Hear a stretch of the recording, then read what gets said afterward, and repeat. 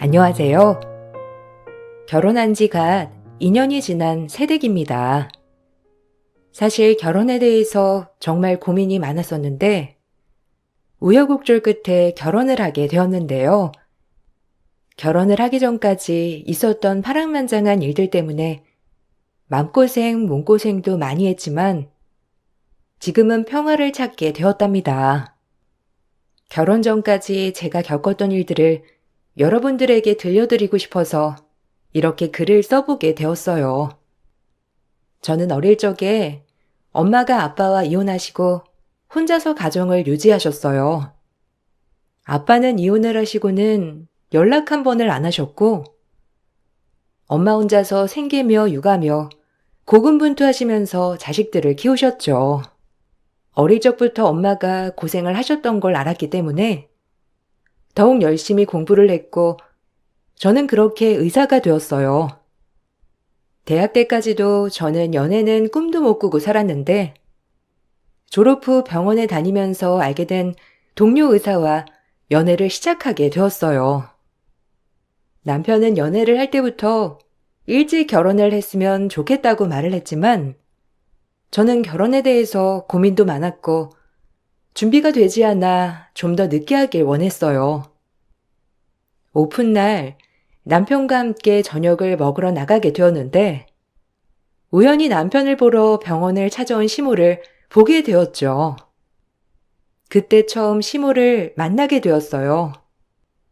같이 식사를 하면서 이런저런 얘기를 나누는데 시모는 저에 대해서 처음부터 좋게 보셨던 것 같더라고요. 우리 동원이가 만나는 사람이 있다는 걸 알았지만 같은 병원에 다니고 있는 의사 선생님일 줄이야. 상상도 못했네. 어떻게 이렇게 자만 색실감이 있으면서 엄마한테 한 번을 소개해주지 않았어? 지수 씨라고 했죠? 동원이가 진지하게 만나고 있는 사람이 있다고 해서 궁금했는데 마침 이렇게 만나게 돼서 반가워요. 말은 편하게 해도 괜찮죠? 동원이가 그동안 여자친구라고 소개는 한 번도 안 해주긴 했었는데 이번에는 꼭 소개를 해주고 싶다고 했었거든요. 결혼까지 진지하게 생각하는 것 같아서 나도 무척이나 궁금했는데 동원이가 참 좋은 사람을 만난 것 같네요. 아, 어머님 편하게 말 놓으세요. 저는 동원 씨랑 같은 병원 다니고 있는 이지수라고 합니다. 어머님 말씀은 많이 들었어요. 오늘 같이 식사하시기로 하신 거 알았으면 제가 다른 곳으로 밥을 먹자고 할 걸 그랬어요.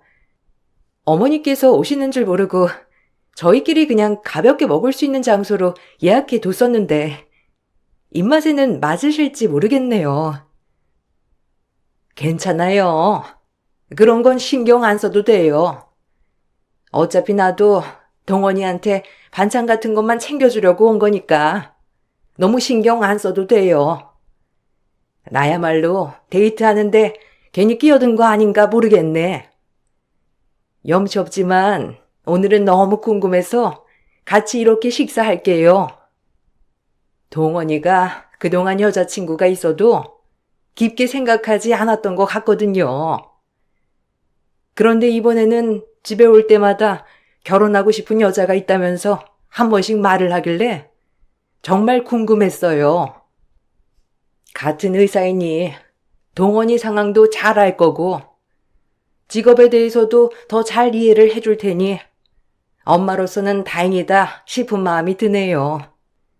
그런데 저번에 동원이 말로는 결혼을 조금 더 늦게 했으면 좋겠다고 했다면서 그래서 우리한테 소개를 해주겠다는 것도 다음으로 미룬다고 했거든요.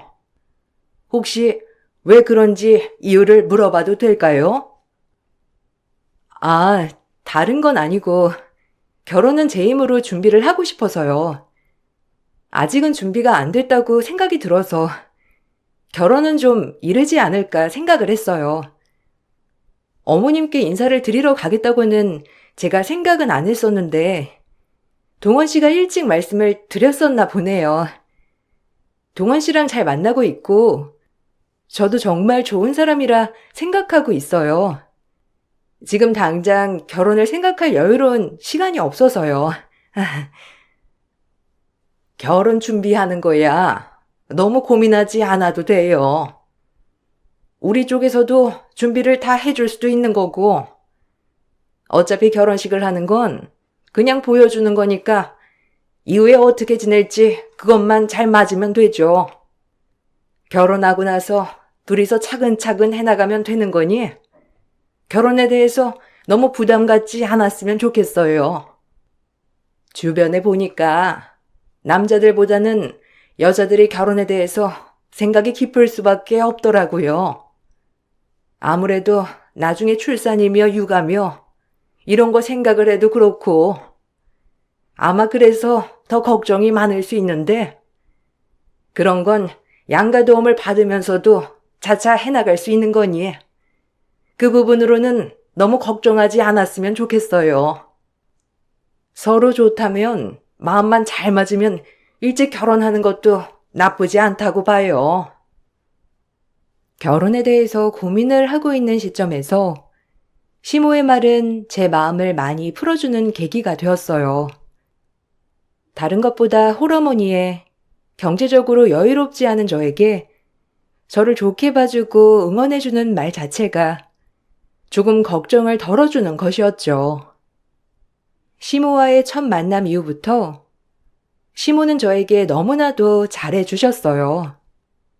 처음 만났을 때부터 마음에 들어 하셨는데 자취하는 남친에게 챙겨주는 반찬도 제 걸 따로 챙겨주시기도 하고 데이트를 할 때 뮤지컬 티켓 같은 것도 보내주셨죠. 생일 때는 백화점 상품권부터 명절이면 집에 가지고 가라며 비싼 한우 선물 세트까지 보내오셨어요. 남친에게도 시모의 호의에 감사함을 전달했지만 어느 순간부터는 부담이 되기도 하더라고요. 남친한테 이런 상황을 말해봤는데 남친은 이런 적이 없었다며 오히려 신기해 하더라고요. 동원 씨, 어머님이 주시는 거 정말 감사한데 이거 받아도 되는지 모르겠어. 어머님께 감사하다고 따로 상품권이랑 이런 거 보내드려도 다시 되돌려 주시고 근데 계속 나한테는 상품권이며 반찬이며 바리바리 다 싸주시잖아. 어머님께 감사하면서도 죄송하고 그런데 이렇게 그냥 받아도 되는 거야? 혹시 동원 씨가 어머님한테 부탁드리고 그런 건 아니지? 에이, 내가 무슨 엄마한테 그런 부탁을 해. 엄마가 지수씨 마음에 들어해서 그런 거지. 사실 전에 만났던 여자친구들도 몇 명 마주친 적은 있었거든? 그때마다 엄마가 쟤는 저렇고 얘는 저렇고 그러면서 마음에 안 들어 하셨을 때도 있었는데 웬일인지 이번에는 지수씨 엄청 마음에 들어 하시더라고. 내가 결혼도 생각하고 있다고 언뜻 흘렸던 것 같은데 그것도 기억하시고 언제 결혼 준비할 거냐고 나보고 오히려 재촉하신다니까? 진짜 신기하지? 엄마가 원래 저런 분은 아니신데 마음에 엄청 들었나 봐. 정말? 다행이다. 사실 나는 걱정이 좀 많았거든. 동원 씨네 집안은 우리 집이랑은 좀 다르잖아. 그래서 혹시라도 어머님께서 날 보고서는 마음에 안 들어 하시면 어쩌지 이런 걱정도 많았는데 마음에 들어 하시니 진짜 다행이야. 그래도 어머님께는 잘 말씀드려. 이렇게 자꾸 받는 것도 아닌 것 같고 뭔가 죄송한 마음도 들어서. 걱정할 필요 없어. 엄마가 좋아서 하시는 거야. 자식이라곤 나 하나밖에 없는데 엄마가 혹시라도 내가 결혼 안 한다고 할까봐 엄청 걱정하시거든. 내가 말했었나? 예전에 나 비혼한다고 했었던 거. 엄마가 나 진짜 결혼 안 할까봐 걱정하셨는데 딱 지수 씨랑 만나고 나서 바로 결혼한다고 하니까 더 좋아서 그러시는 거야. 그러니 너무 걱정하지 마. 시모는 저를 처음 본 순간부터 마음에 들어 했지만 저는 다른 고민이 있었어요. 바로 남편의 집안은 대대로 의사 집안으로 말 그대로 잘 사는 집이었죠. 남편 역시 어릴 적부터 자연스럽게 의사가 돼야 한다는 생각을 했을 정도로 집안에서 받는 기대도 컸다고 하더라고요. 시댁에서 우리 집의 사정을 모두 알았을 때 그때에도 저를 마음에 들어 하실지 걱정이 정말 많았죠. 혹시 동원 씨 집에서 우리 집 사정에 대해서 아시고 계셔? 나는 그것 때문에 걱정인데. 동원 씨 집안은 아버님도 할아버님도 다 의사셨잖아. 아무래도 며느리가 들어오면 집안도 많이 보시지 않을까? 나는 그 부분에 대해서 미리 말씀을 드려야 한다고 생각을 해. 지금이야 마음에 들어 하실 수도 있지만 결혼이라는 게 양가 집안끼리도 생각을 해봐야 하는 거니까. 지수씨, 그런 거는 걱정을 하지 않아도 돼. 우리 집은 그런 거 따지는 집안 아니고, 그리고 그렇게 따질 거였으면 엄마랑 아버지랑 결혼하신 것부터 반대하셨겠지. 엄마는 그냥 동네 평범한 식당 하는 곳 딸이었거든. 그런데 뭐 할아버지나 할머니는 반대 한 번 안 하시고 결혼시키셨어. 원래 그런 거 따지는 집안도 아니고, 그리고 지수 씨네 집이 어때서? 나는 어머님 진짜 훌륭하신 분이라고 생각하는데? 솔직히 지수 씨 어릴 때에는 여자 혼자서 자식들 키우는 게 쉬운 일이 아니잖아. 근데도 진짜 희생하시고, 지수 씨도 이렇게 훌륭하게 키우시고, 그게 더 대단하지 뭐. 정말 그럴까? 나는 미리 말씀을 드리는 게 낫다고 생각을 하는데. 지금은 다른 것보다 양가 재력도 중요하게 보잖아. 나중에 아시게 되면 혹시라도 고민을 하실 수도 있으니까. 어머님께서 날 이쁘게 봐주시는 것도 정말 좋지만 감사한 마음 한편으로는 걱정도 많이 되는 것 같아. 정말 나중에 우리 집 상황을 아시고서도 괜찮으실까? 그럼 그런 건 걱정하지 마. 평소에도 집안 따지는 사람들 얘기만 들리면 부모님 다 욕하셨다니까? 엄마는 지수 씨 성품 보고 좋아하신 거야. 내가 지수 씨랑 결혼하고 싶다고 하니까 더 좋아하신 거고. 그러니 그런 건 걱정 안 해도 돼. 지수 씨가 스스로 능력 갖춰서 결혼하고 싶다고 말했을 때도 엄마는 너무 대견하고 기특하다고 칭찬하셨어. 아마 지수 씨 집안 상황 말씀드려도 괜찮을 거야. 남씨는 연애를 할 때부터 저희 집의 사정을 모두 알고 있었어요. 연애를 하기 전에 집안 사정을 모두 오픈했고, 이런 이유로 연애를 할 수 없다고 거절을 했던 적이 있었기 때문이었죠. 그렇지만 남친은 그런 상황은 전혀 상관이 없는 일이라고 말을 했었어요. 홀어머니의 경제적으로 여유가 없는 것쯤이야 큰 문제가 아니라 오히려 저를 설득했고, 그렇게 연애를 시작했었죠.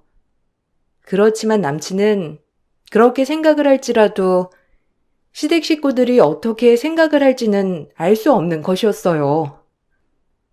어느 날 전 시댁에서 초대를 받아 인사를 가게 되었어요. 그때 전 이게 결혼 허락을 받으러 가는 날이라고 알고 있었습니다. 초대를 받아 인사를 갔을 때 시댁 식구들은 집안에 대해서도 자세히 물어보셨어요. 지수야, 오늘은 음식은 입맛에 좀 맞니? 동원이한테 미리 뭐 좋아하는지 물어보긴 했는데 입맛에 맞는지 모르겠네. 그래도 열심히 준비했으니까 배부르게 많이 먹고 가렴. 바쁜데 우리가 괜히 초대한 건 아닌가 걱정했어. 병원에서 일하고 틈날 때마다 데이트도 해야 할 텐데 시간도 없는 애들 불러서 힘들지 않나 싶어서 고민했는데 그래도 한 번쯤은 다 같이 밥 한 끼 먹는 게 좋을 것 같아서 말이야. 이렇게 바로 시간 내서 찾아와 주니 나는 너무 감사하네. 보다시피 우리 집은 동원이 아빠랑 할아버지도 의사셔. 그래서 너희들 하는 일에 대해서 이해도 많이 해주실 거고 나 역시 그럴 거고.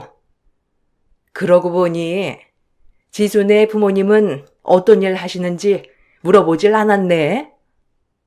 동원이한테 듣기로는 그냥 직장 다니신다고 하신 것 같던데. 네, 음식 너무 맛있어요, 어머님. 항상 동원씨 통해서 주시는 반찬 너무 잘 먹고 있어요. 감사합니다. 아, 저희 어머니께서는 지금 회사에 근무하고 계세요. 그리고 아버지랑은 어릴 적에 이혼하셨고 어머니 혼자 저랑 오빠 키우셨어요. 아시겠지만 저는 병원 근처에서 나와서 살고 있고 어머니랑 오빠가 같이 살고 계시고요. 오빠도 그냥 직장인이에요. 음, 음? 아, 어머님께서 이혼을 하셨다고? 아니, 그럼 너희 잘할 때까지 어머님 혼자 키우신 거니? 아빠랑은 따로 연락을 안 하고 사는 거니? 아, 그렇구나. 혹시 어머님께서 어떤 곳에 일을 하고 계시는지 알 수 있을까? 아휴, 나는 그래도 네가 하고 다니는 게 생각보다 깔끔하고 그래서 우리랑 좀 비슷할 거라고 생각을 했었는데 조금 당황스럽긴 하구나. 엄마, 무슨 그런 걸 물어봐. 어머님 정말 대단하신 분이셔. 지수 돌 때부터 혼자 두 아이 키우신 거야. 엄마도 전에 엄마 친구분 중에서 계셨잖아. 항상 나한테 대단하다고, 엄마라면 그렇게 못했을 거라고 훌륭하다고 했으면서. 그리고 무슨 호구조사를 그렇게 꼼꼼하게 해. 어머님 회사 다니는 곳까지 엄마한테 말을 해야 돼? 엄마 오늘 좀 이상하네. 우리가 뭐 아빠랑 할아버지가 의사면 어떻고 아니면 어떻다고. 아무튼 좋은 집안에서 훌륭하게 컸어. 웬일인지 제 집안에 대해서 언급을 하자마자 시모의 얼굴은 차갑게 굳었어요. 그 이후로 시모는 저에게 말 한마디를 하지 않으셨고 어색한 분위기 속에서 식사는 마무리가 되었습니다. 그 후로 간간히 전화를 해오셨던 시모의 전화와 메시지는 더 이상 오지 않았어요. 남친에게 집안 분위기가 어떤지 물어봐도 자세한 내용은 말해주지 않았죠. 그러다가 남친과 데이트를 하던 중 우연히 시모께서 보낸 문자를 보게 되었어요. 그 내용은 남친에게 선을 보라고 하는 내용이었습니다. 그전 내용을 보니 남친에게 이미 수십 번 선을 보라고 말을 하셨던 모양이었어요. 남친은 절대 안 본다며 거절을 했던 상황이었죠. 동원 씨, 미안한데 내가 일부러 보려고 했던 건 아니지만 메시지가 떠서 보게 됐어. 어머님께서 동원 씨한테 선보라고 하시는 거야? 어느 정도 예상은 했지만 어머님은 날 며느리로 맞으실 생각이 이제 아예 없으신 거구나. 그때 집안에 대해서 말을 꺼내서 그런 건가? 어머님께서 이렇게 반대를 하시는데 우리가 그냥 결혼을 준비를 해도 괜찮은 거야? 지수 씨, 걱정하지 마. 엄마랑 우리 결혼은 아무 상관없어. 물론 부모님 축복받으면서 결혼한다면 더 좋겠지만 결혼하고 나서 내 가정은 내 가정이야. 엄마의 가정이 아니고. 그러니까 엄마 신경 쓸 필요 없어. 엄마도 처음에는 지수 씨 정말 마음에 들어 했잖아. 몇 번 보면서 너무 괜찮은 사람 같다고 칭찬을 그렇게 해놓고서는 난 지금 엄마한테 너무 실망했어. 그리고 난 지수 씨랑 결혼할 거야. 이런 문자 보게 해서 내가 더 미안해.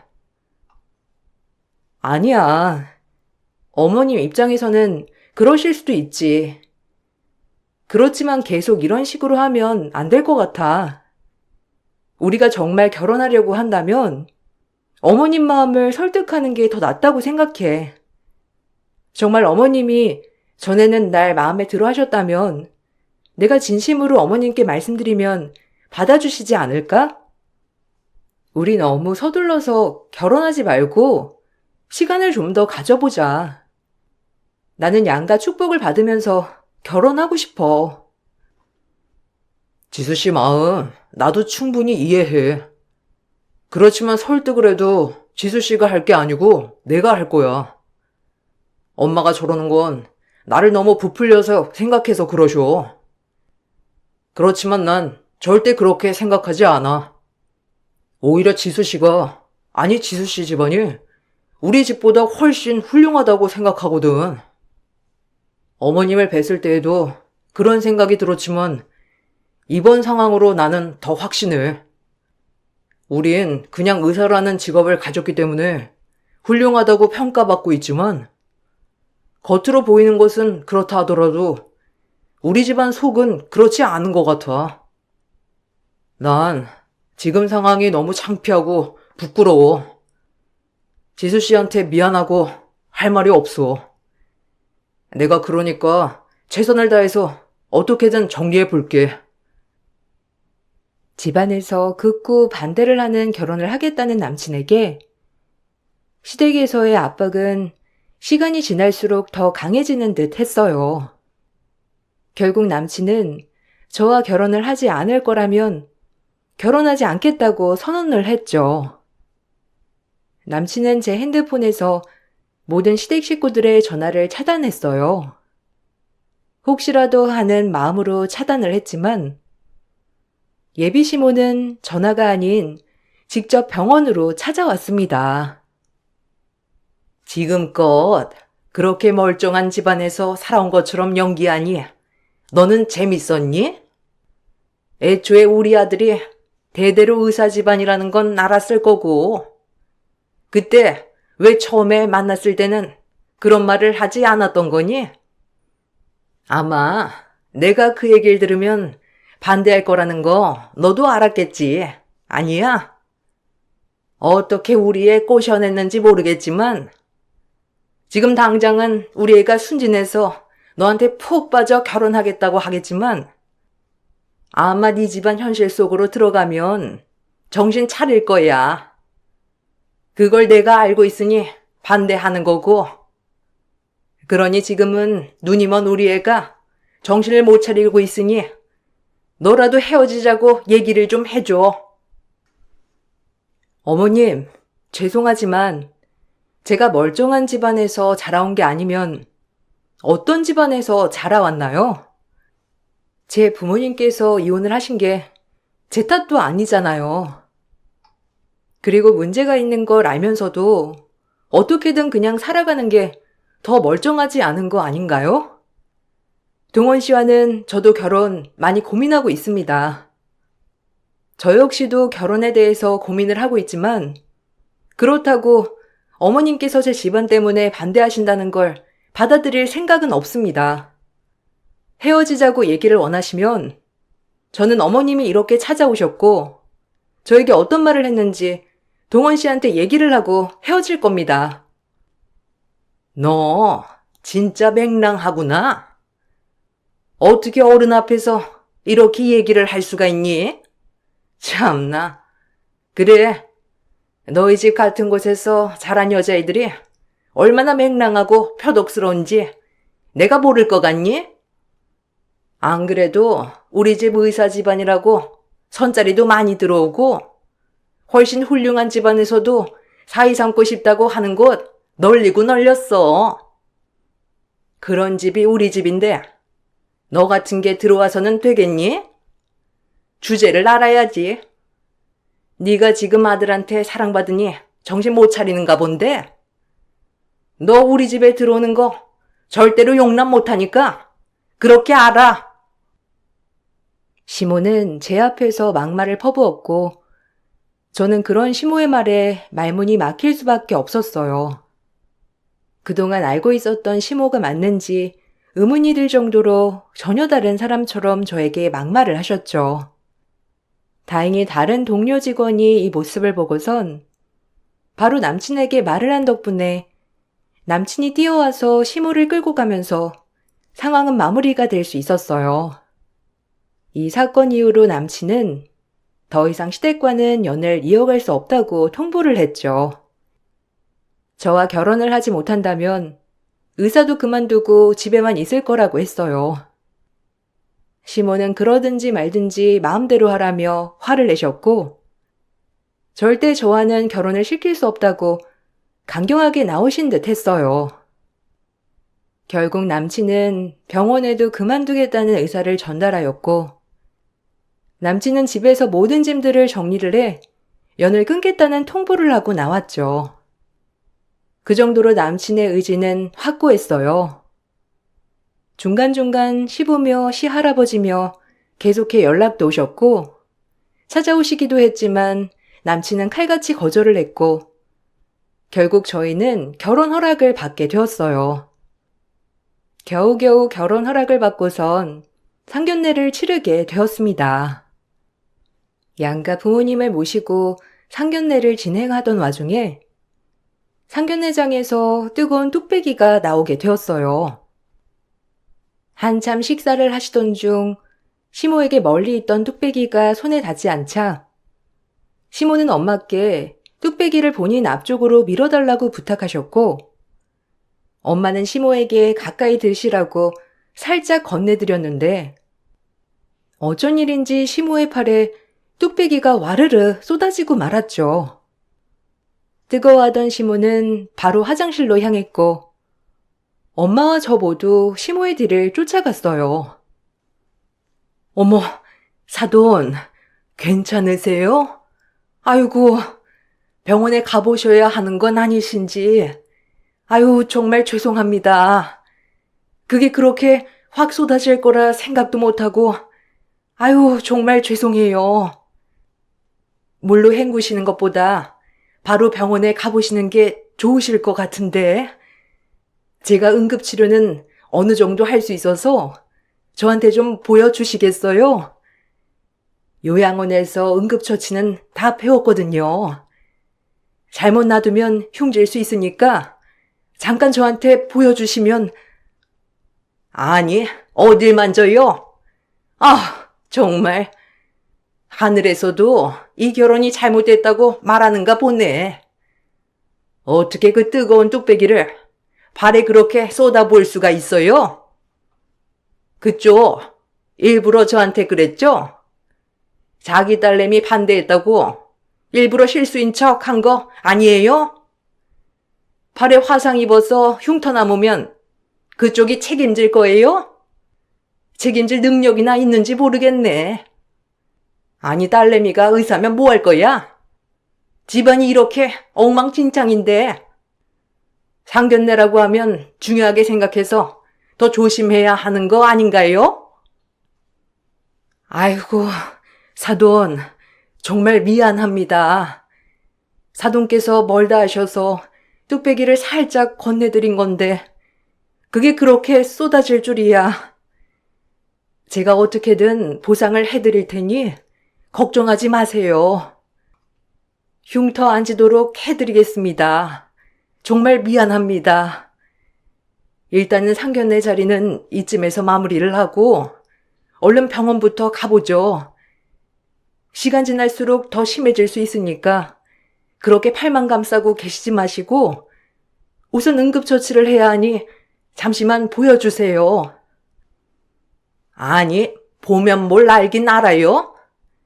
당신이 의사도 아닌데 이걸 보면 뭘 알긴 알아? 내 아들 불러와요. 정말 기가 막혀서. 내 팔은 그렇다 치고 이 옷이며 가방이며 어쩔 거야? 치료비 지금 당장 내놔요. 800만 원이면 얼추 치료는 받을 수 있을 것 같으니까 병원 가기 전에 당장 내놓으라고. 내가 100번 양보해서 천단위는 안 갔어요. 시모의 화에 엄마는 가방을 뒤적거리더니 그동안 모아두셨던 적금 통장을 꺼내셨어요. 안절부절 못하시면서 쫄쫄매시는 엄마의 모습을 보면서 정말 이 결혼을 해야 할까, 전 결혼에 대해서 회의감이 들었죠. 그때 저희 곁을 찾아온 건 다름 아닌 친오빠였어요. 오빠는 시모의 팔을 슬쩍 보더니 어처구니가 없다는 얼굴을 하고서는 시모를 향해 말을 했습니다. 일단 자리를 좀 옮기고 얘기를 하시죠. 보아하니 크게 다치시지도 않으신 것 같은데 저는 지수 오빠입니다. 상해 전문 변호사이니 그쪽에서 말씀하시는 거 제가 한번 확인을 해 드리도록 할게요. 일이 있어서 늦게 자리하게 됐는데 그 사이에 이런 일이 생기다니. 지수가 마음에 안 드시는 건 저도 들어 알았지만 굳이 이렇게까지 하시는 이유가 있으신가요? 뭐요? 지금 무슨 말을 하시는지 모르겠네. 그나저나 상해 전문 변호사라고요? 아, 마침 잘 됐네요. 그쪽 엄마가 뚝배기를 내 팔에 쏟았어요. 그렇게 뜨거운 뚝배기를 쏟았는데 무슨 크게 다치지를 않아. 화상이라는 건 나중에 흉도 질 수 있는 거고, 그래서 치료비 받아야 하는 거 몰라요? 변호사라면 이런 것도 몰라서 어떡해? 일단 그런 걸로는 상해 치료비 보상은 안 될 것 같은데요. 아까 들어보니 뚝배기를 저희 엄마가 슬쩍 미셨다고 하셨는데 팔에 확실하게 쏟을 만큼 미셨던 건 확실하신가요? 먼저 멀리 있어서 가까이 달라고 요청하셨다고 들었는데 일부러 계획하시고 뚝배기를 치신 건 아니시고요. 그건 CCTV 확인해보면 더 정확하겠네요. 방에 도착해서 가보니까 한참 식사하시던 중 건네드린 거라 뚝배기가 그다지 뜨겁지도 않았던데 화상 입을 정도로 펄펄 끓고 있었던 건 맞으시고요. 뭐 이것도 직원들 통해서 확인해보면 알 테고. 아까 들어보니까 압력을 가하는 말까지 하시는 것 같던데 성립 요건이 된다면 처벌 큰 거 아시죠? 거기다가 다치지도 않으셨는데 치료비 배상해달라고 하는 건 사기죄가 되는데 그것도 다 알고 하시는 거고요. 그렇게 보상을 받고 싶어 하시니까 하나하나 한번 따져보시죠. 상해 전문 변호사인 오빠의 말에 시모는 아무런 말도 하지 못하셨고 얼굴이 울그락불그락해지더니만 그냥 나가버리셨죠. 그렇게 CCTV와 직원들을 통해 확인해 본 결과 뚝배기는 화상을 입을 정도로 뜨거운 것도 아니었고 엄마가 건네드린 후에 시모가 과도하게 뚝배기를 자신 쪽으로 끌면서 뚝배기가 쏟아진 거였더라고요. 그렇게 상견례는 엉망진창으로 끝이 났어요. 남친은 저희 엄마에게 사과를 했지만 전 더 이상 결혼을 할 수 없다고 생각이 들었습니다. 남친에게 헤어짐을 고했고 자취집도 정리하고 본가로 다시 들어가 생활을 하게 되었어요. 병원도 빠르게 정리를 했고 다른 곳으로 이직을 하게 되었죠. 얼마 뒤 남친과 함께 찾아온 것은 바로 시부셨어요. 그동안 시부께서는 이런 상황을 보시면서도 별다른 반응을 보이지 않으셨는데 그 후에 남친과 집으로 찾아오셨더라고요. 저는 너무나 놀랐고 엄마에게 사과를 하고 싶다고 말씀을 하셨어요. 아유, 정말 죄송합니다. 그래도 안사람이 알아서 잘 집안을 꾸리는 줄 알았는데 제가 알았던 것과는 정말 다르더군요. 상견례 자리에서 결례를 범했던 건 사죄드립니다. 제가 그 자리에서 정리를 했어야 하는 건데 저 역시 갑작스러운 일이라 당황스러운 마음에 사과를 못 드렸네요. 사실 저도 수지양 집안에 대해서 안 사람에게 잘못 들었던 것 같습니다. 이번에 아들이 저한테 말을 해준 것과는 전혀 다른 내용이더군요. 아비로서 한 번 더 확인을 해야 했던 건데 정말 죄송하게 생각합니다. 사부인께 어떻게 사과를 드려야 할지. 아닙니다. 이미 지나간 일이니 너무 염려치 마세요. 그리고 저희의 말을 들어보니 이제는 그쪽 아드님과 정리가 됐다고 하더라고요. 이렇게 집까지 찾아오셔서 말씀을 듣게 된 거지만 이미 끝난 인연은 더 이상 길게 끌지 않았으면 좋겠습니다. 저보다는 저희 애가 힘들어 하니까요. 아직 아드님께서 저희 아이를 못 놓는 것 같은데 아버님께서 잘 말씀을 해주셨으면 좋겠네요.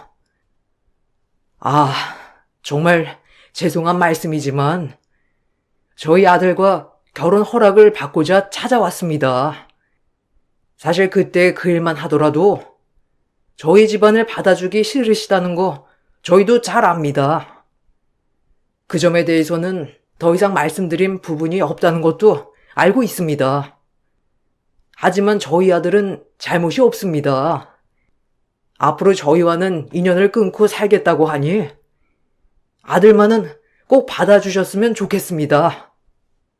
간곡하게 부탁드리고자 이렇게 염치 없이 찾아오게 됐습니다. 알고 보니 시모는 시댁 식구들에게 저희 집에 대해서 나쁘게 전달을 한 것이었어요. 제가 의사 집안이라는 걸 알고선 접근을 한 것이고 엄마 역시 아빠와 이혼을 한 이유가 외도를 해서였다고 거짓으로 말을 했던 거였죠. 친정아빠도 뻔히 교류를 하고 있음에도 불구하고 어떻게든 결혼을 성사시키려고 감추고 있었다면서 거짓말로 시댁 식구들을 설득했고 그렇게 모든 시댁 식구들이 저를 반대하게 된 것이었어요. 시부는 뒤늦게서야 이 사실을 알고서 남친을 받아주라며 저희 집에 부탁을 하러 오셨고 엄마는 고민 끝에 남친을 받아주자고 저를 설득하셨어요. 그 뒤 시부께선 남친에게 더 이상 연락도 하지 않으셨고 시모를 데리고 멀리 이사를 가셨다고 하더라고요. 시모는 결국 자신의 욕심 때문에 아들과 평생 연을 끊게 되셨던 거죠. 마지막으로 시모가 저에게 연락이 왔을 때는 미안하다고 사과를 하셨어요. 지수야, 정말 미안하다. 사부인께도 죄송하다고 전해줄 수 있겠니? 다른 건 몰라도 혹시 아들이 내 전화를 안 받는데 전화라도 한번 받아주면 안 되냐고 말해주면 안 되겠니? 며느리로서 그 정도 중재는 해줄 수 있지 않니? 절 며느리로 못 받아주신다면서요. 그래서 저 안 받아주시려고 상견례 날 일부러 그러신 거 아니신가요? 그리고 남편은 그때 그 상황 때문에만 어머님이랑 연락을 안 한 것도 아니라고 했어요. 뭐든 어머님 뜻대로 진행하시고 독단적으로 결정하시는 거에 남편이 진절머리가 난다고 하더라고요. 저한테 말씀하셔봤자 소용없어요. 아유, 한 번만 아들한테 부탁 좀 해주겠니? 엄마가 정말 미안하다고 말만 좀 전달해줘. 연락 한 통만 받아준다면 내가 소원이 없겠구나. 남편도 절대 연락 못하게 해서 내가 몰래 연락하는 거야. 다른 건 몰라도 전륜을 끊을 수는 없지 않니? 전륜을 끊어버린 건 저희가 아니라 어머님이세요. 뭐든 어머님 마음대로 아들 휘두르려고 하셨잖아요. 심지어 아들이 결혼하겠다는 사람, 가족들까지 눈앞에서 그렇게 죄인 취급하고 무시해버리는데 그런 사람을 어떻게 엄마라고 생각하겠어요? 자기 의견을 무시하는데요. 저한테 더 이상 연락하지 마세요. 시모는 그날의 사건이 자신과 연을 끊게 된 이유라 생각을 했지만 사실은 남편은 그전부터 시모에 대한 불만이 있었던 상황이었어요. 어릴 적부터 자기가 하고 싶은 건 절대로 하지 못하게 했고 시모는 자신의 뜻대로 자식이 살아주길 원하셨죠. 마치 자신의 말을 안 들으면 집안의 분란을 일으키는 유일한 대상인 것처럼 대하셨다고 하더라고요. 남편은 심지어 자신이 결혼하고 싶은 사람을 데리고 왔을 때에도 본인의 마음에 들어야 허락을 해주겠다며 결혼까지 휘두르는 상황을 보고서는 더 이상 안 되겠다고 생각을 했던 거였어요. 남편은 그렇게 시모와의 연을 끊고 저와 결혼을 했어요. 결혼을 하고 바로 임신을 해 출산을 하게 되었는데 아빠가 되고 나니 더욱 시모의 행동이 이해가 되지 않는다며 더 이상 시모와 연을 이어나갈 생각은 없다고 하더라고요. 주변을 보면 남편과 비슷한 사례들이 은근히 많더라고요. 어른이 되어서까지 자신들의 뜻대로 움직이길 원하는 부모와 그런 부모 밑에서 아무것도 하지 못해 무기력을 느끼는 자식들의 사연이 바로 저희 남편의 사연이었죠. 지금은 저도 남편도 좋은 부모가 되기 위해 노력하고 있답니다. 더 이상 시모의 말에 휘둘리지 않는 사람이 되려고 항상 다짐하고 있어요. 저의 사연을 들어주신 분들께 감사드립니다. 항상 행복하시길 바랄게요. 안녕하세요. 저는 파주에 살고 있는 40대 초반 여자입니다. 이곳에 제가 겪었던 일들에 대해 글을 써 내려갈지 고민을 하다가 조금의 양심도 없는 한 사람 때문에 겪게 된 고통이 너무나 커서 사연을 신청하게 되었습니다. 남편과 저는 20대 초반에 만나 결혼을 했어요. 가진 거 하나 없이 맨몸으로 결혼을 하게 되었죠. 양가 집안 경제적으로 부유한 편은 아니었지만 젊은 나이에 서로 열심히 살다 보면 남들보다 몇 년은 빨리 자리를 잡을 수 있다는 양가 부모님의 말에 비록 가진 건 하나 없었지만 땀 흘리며 살아가다 보니 조금씩 자리를 잡는 게 보였어요. 저희 부부의 목표는 30평대 아파트에 들어가기 전까지는 아이를 가질 계획은 없었습니다. 불안정한 가정 환경에서 아이가 생기게 된다면 앞으로의 삶에 희망이 없을 것 같아 저희 부부는 10년 동안 아이 생각은 접고 돈만 악착같이 벌기로 했었어요. 짧은 시간은 아니었지만 10년이 지나도 30대 초반이기 때문에 그때 돼서 아이를 가져도 충분하다고 생각했었죠. 그렇게 조금이나마 안정적인 미래를 위해 달리다 보니 10년이라는 시간은 눈 깜짝할 사이에 지나갔고 노력은 배신을 하지 않는다고 열심히 살아온 결과 저희가 목표로 한 30평대 아파트에 들어갈 수 있었어요. 혼자서 생활할 때는 돈을 저축하기보단 제가 하고 싶은 것들을 해왔었지만 그렇게 살아온 시간들이 참 후회되더라고요.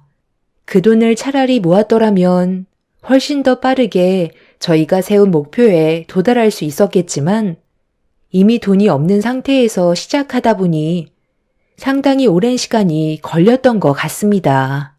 수도권은 아니더라도 변두리에 30평대 아파트를 장만하게 되니 너무 뿌듯했었어요. 투룸에서만 지내다가 아파트로 입주하게 되면서 삶의 여유도 생기게 되었고 앞으로 행복한 날들만 펼쳐지게 될 것 같아 한껏 기대에 부풀었었는데 그건 제 착각이었죠.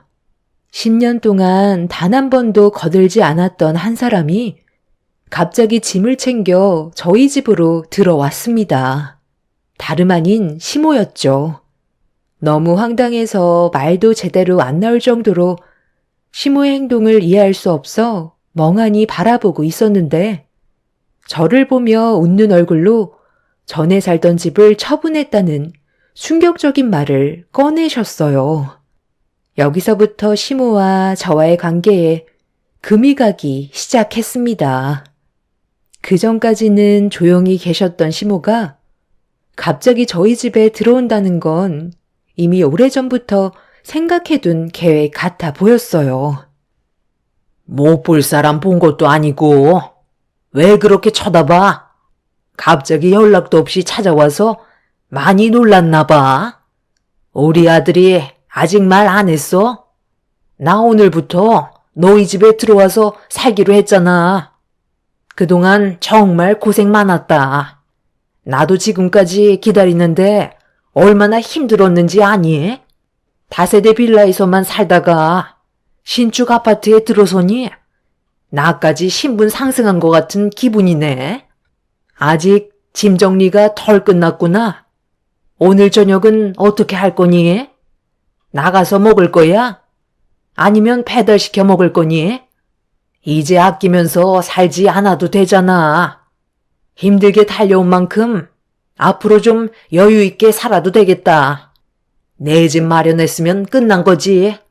비록 여기가 수도권이 아니라서 아파트 가격이 많이 오를 것 같지는 않지만 그래도 30평대 아파트에서 사는 게 어디니? 방이 3개니까 나는 어디로 들어가면 되나? 안방은 너희들이 사용할 거니? 아무래도 그렇게 하는 게 좋겠지?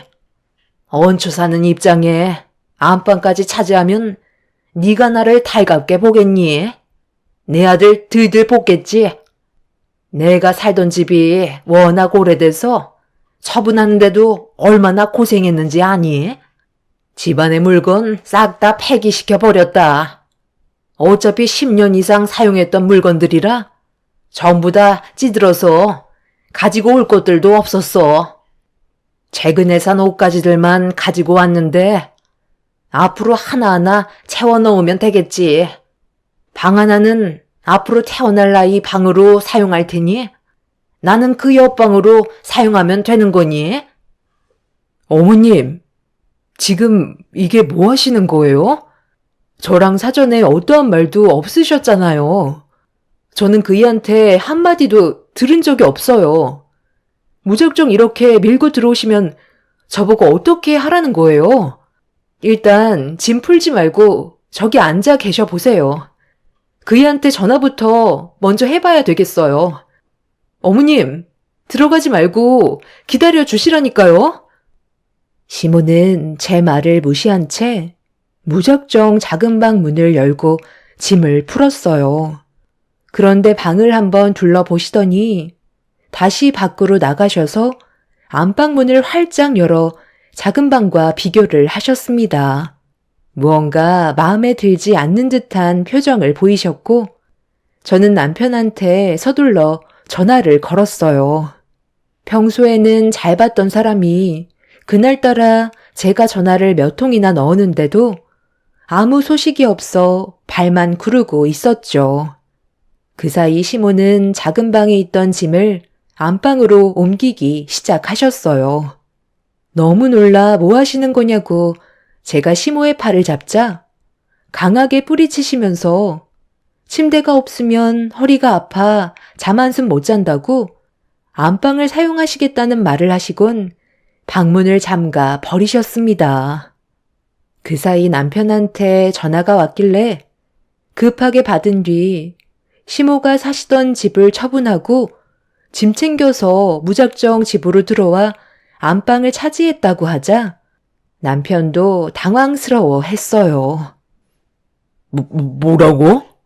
엄마가 지금 우리 집에 있다는 말이야? 내가 그렇게 반대를 했는데 결국 일을 저질렀나 보네. 엄마가 얼마 전에 전화하셔서 나한테 아파트 입주 날이 언제냐고 물어보시길래 우리도 준비하는 기간이 있어서 대충 설명을 드렸거든. 그런데 계속 정확한 날짜를 알고 싶어 하시는 거야.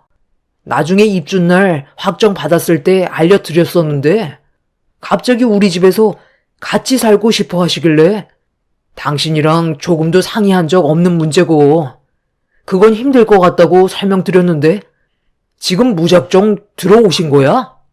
당신한테 얘기 안 한 거는 그때 엄마가 알겠다고 했었거든. 그래서 좋게 해결된 줄 알았지. 최대한 빨리 갈 테니까 조금만 기다려줘. 남편도 시모의 돌발 행동에 많이 당황스러워하고 있었어요. 시모는 안방에서 짐을 풀고 계신지 분주하게 움직이고 계시는 소리가 거실에까지 들려왔었죠. 방문을 두드리면서 시모에게 대화 좀 하자고 말씀드렸지만 제 말에 조금도 대답을 해주지 않으셨어요. 이건 정말 아닌 것 같아 안방문을 열 수 있는 열쇠로 방문을 열자 버럭 화를 내시면서 시애미 방에 함부로 문을 열고 들어왔다고 풀어놓으신 짐을 저에게 던지셨습니다. 시모가 연락도 없이 저희 집에 오셨을 때부터 이미 기분이 상당히 안 좋았었는데 저를 막대하시는 행동에 저도 불만을 털어놓게 되었죠. 상식적으로 이건 아닌 것 같아 다시 한번 말씀드렸습니다. 어머님, 제가 방금 그이한테 전화해 봤는데요. 저희 집에 들어오시는 거 반대했었다는데요? 이렇게 억지 부리시는 건 좋은 모습이 아니세요. 일단 나와서 얘기해요. 내 방인데 내가 왜 나가야 하는 거야? 아까 전부 다 설명했잖아. 이미 집을 처분했기 때문에 어디 갈 곳도 없다니까. 아들 집에 와서 살겠다는데 무슨 문제라도 있어? 이 늦은 저녁에 시애미를 내칠 거니? 나가서 먹을 거 아니면 저녁이나 준비해라. 여기까지 이 많은 짐들 가지고 오는데 얼마나 힘들었는지 알아? 그리고 짐 빼면서 받은 보증금은 전부 다 저축해놨거든. 매달 용돈을 받기는 하지만 당장 사용할 돈이 없으니까 이번 달 내일 외출 좀 하게 용돈 좀 챙겨줘라. 어머님, 지금 제 말이 안 들리세요? 저희와 전혀 상의하지 않고 일방적으로 행동하시는 건 안 된다고 했잖아요. 10년 동안 조용히 계셨던 이유가 이거였어요? 시모는 제 말을 무시하면서 입을 굳게 닫으셨어요. 너무 황당하고 어이가 없어서 더 이상 상대하고 싶지 않아 소파에 앉아 버렸는데 시모가 오자마자 화부터 내고 물 한 잔도 주지 않는다면서 서러워 못 살겠다며 불만을 털어 놓으셨습니다. 저도 이미 기분이 상해버린 터라 시모의 말에 대꾸조차 하지 않았죠. 그렇게 집안 분위기가 점점 험악해지려 할 때 남편이 도착했는지 현관문을 열며 허겁지겁 들어왔어요. 시모는 남편을 보자마자 밝은 얼굴로 맞아 주셨습니다. 엄마, 지금 이게 뭐 하시는 거예요? 제가 분명 안 된다고 말씀드렸잖아요. 이렇게 무작정 밀어붙이시면 어떡하자는 거예요? 일단 짐 다시 빼주세요. 네가 안 된다고 했었니? 나는 된다고 하는 줄 알고 들어온 건데. 그리고 방도 많은데 엄마가 좀 같이 살면 어떠니? 내 나이가 몇인데 혼자 사는 것도 외로워서 앞으로 태어날 손주 얼굴 보면서 사람 냄새 나는 공간에 같이 있고 싶다는 건데 이렇게까지 매몰차게 해야 돼? 너희들이 나를 이렇게까지 싫어하는지 몰랐다. 어머님, 지금 그게 아니잖아요. 저희와 충분히 상의한 것도 아니고 무작정 일을 벌이셨으니까 그런 건데 왜 저희 입장은 조금도 고려해주지 않으시는 거예요? 이렇게까지 하지 않으면 너희들이 이 집에서 나랑 같이 살자고 했겠니? 애초에 마음도 없었잖아. 그래서 이렇게까지 하지 않으면 들어올 수 없을 것 같아 내 마음대로 움직였다. 어차피 집을 새로 알아보려 해도 시간이 걸리는 거고 어디 갈 곳도 없으니 당분간이라도 같이 지낼 수밖에 없으니까 이제 그만들 해라.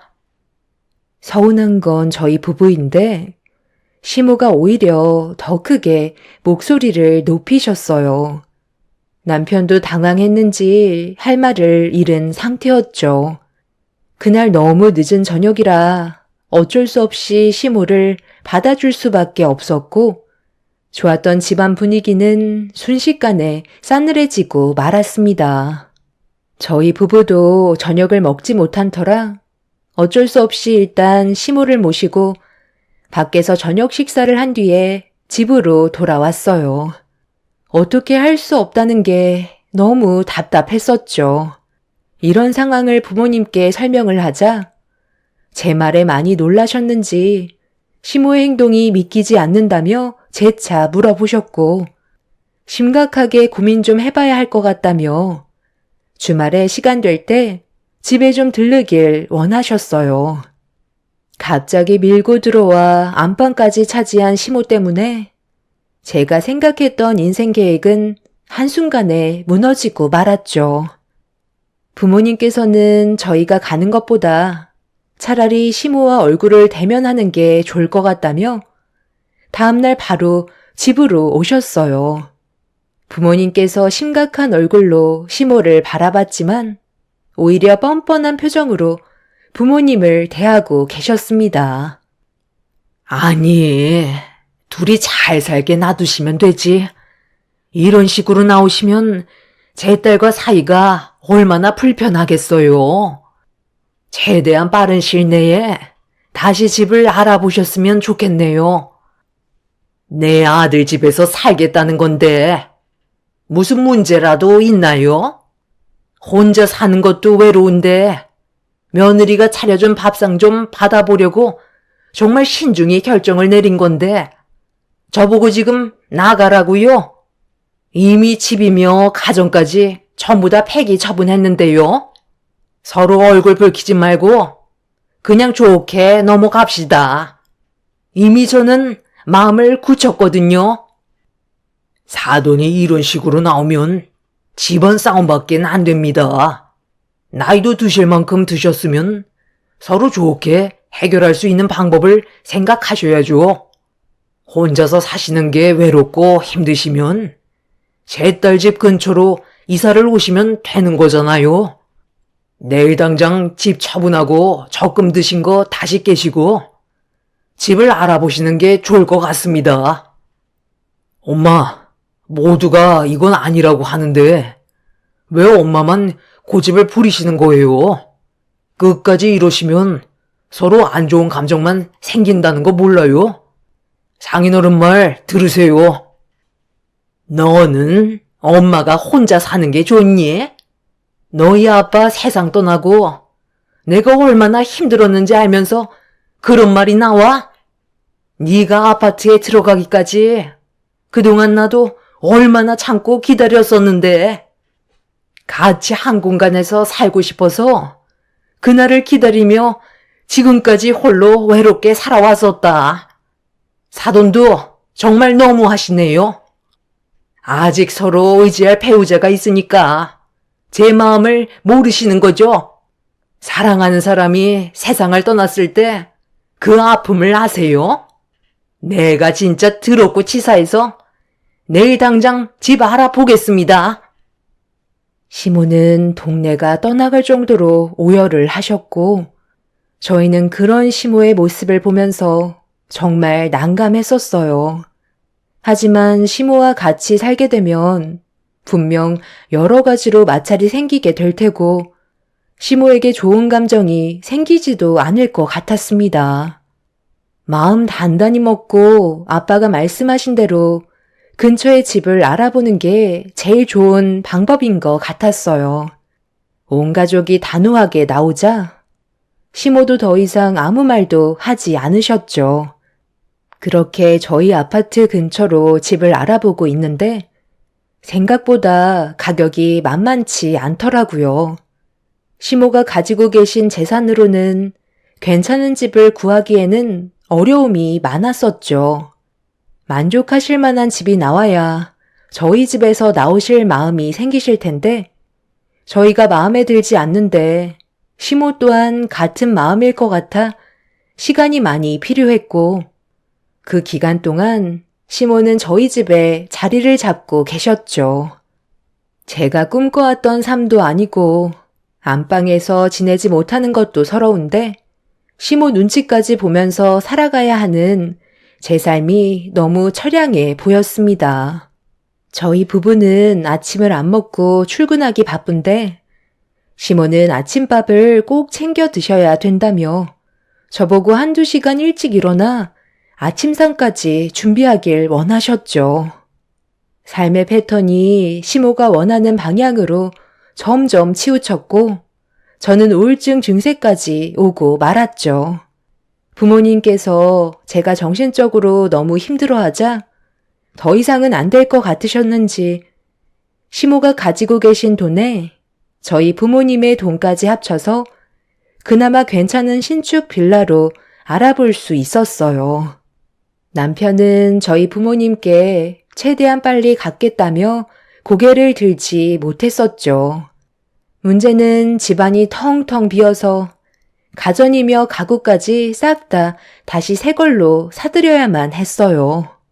원하는 대로 해주지 않는다면 시모는 저희 집에서 절대 나가지 않겠다고 쐐기를 박으셨죠. 그 모습을 보는데 왠지 일부러 계획해서 일을 저지른 것 같은 느낌이 들 정도로 시모의 행동들에 소름이 돋았습니다. 그렇게 겨우 시모를 내보낸 뒤 다시 정상적인 삶으로 돌아온 저희는 그제서야 한숨 돌릴 수 있었지만 시모의 돌발 행동 때문에 온 가족이 금전적인 손해와 스트레스가 말이 아니었습니다. 용돈까지 꼬박꼬박 받아가시면서 바라시는 건 어찌나 많으시던지 시모가 저희 부부에겐 짐이나 다름없었어요.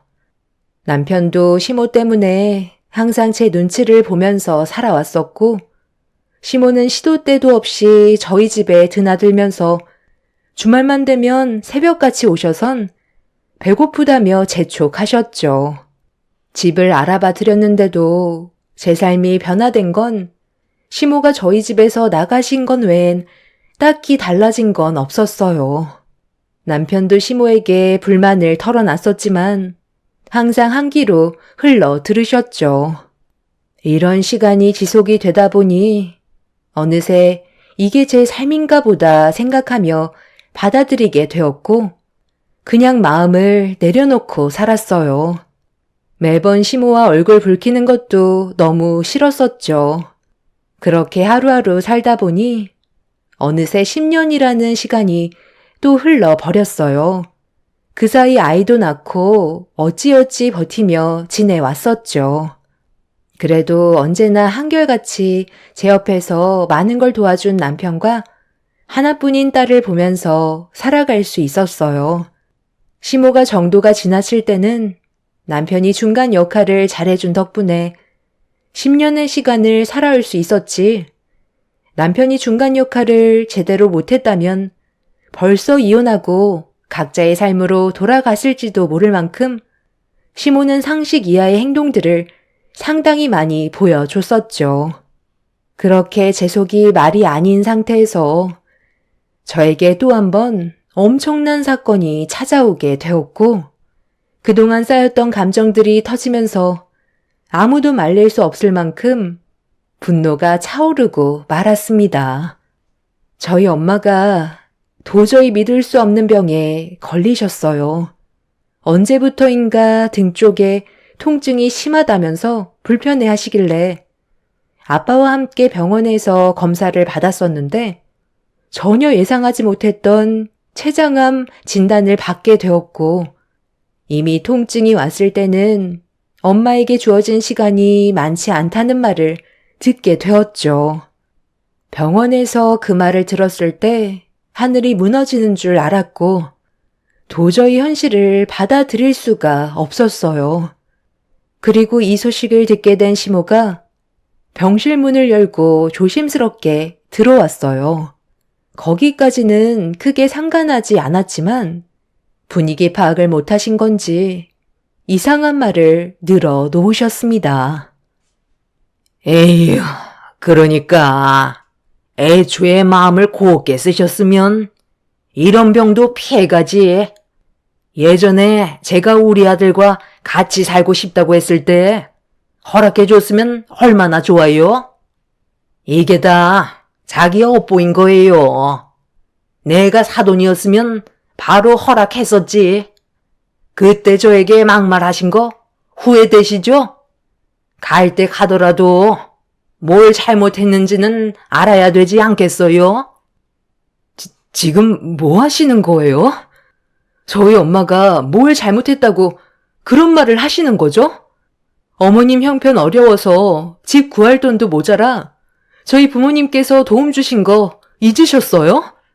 그럼 어머님은 저희 부모님께 뭘 해주셨는데요? 오히려 매사에 불만만 가득하셨지 조금도 감사함의 표현을 해주신 적도 없으시잖아요. 저희 부모님이 도와주신 게 당연한 거예요?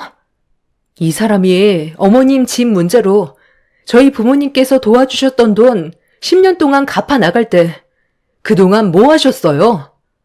오히려 용돈을 더 올려달라고 상처되는 말만 거침없이 뱉으셨지? 이 사람한테 미안해 한 적도 없었잖아요. 어머님만 없으면 저희 가족은 행복하게 살아갈 수 있다고요. 얘가 지금 어디다 대고 시애미한테 눈치 켜 세우는 거야? 사돈, 이거 봐봐요. 자식 교육을 제대로 못 시켜서 저를 잡아먹으려 들잖아요. 엄마, 여긴 도대체 왜 오신 거예요? 지금 술 마셨어요? 입에서 술 냄새가 진동을 하는데 병문안 오면서 술을 마시면 어떡해요? 엄마 때문에 제가 얼굴을 들고 다니지 못할 정도라고요. 더 이상 이렇게 살고 싶지 않아요. 차라리 그냥 인연을 끊고 사는 게 좋겠어요. 제발 저 좀 숨 좀 쉬게 해달라고요. 남편은 오열을 하면서 털썩 주저앉아 버렸고 술에 취한 시모는 병실에서 제가 대들었다고 누워 계신 엄마 앞에서 저를 함부로 대하셨어요. 분위기 파악 못하고 손을 올리시려는 시모의 행동에 엄마 옆에서 침묵을 유지하고 계셨던 아빠가 시모의 뒷목을 잡고 병실 밖으로 패대기를 쳐버렸어요.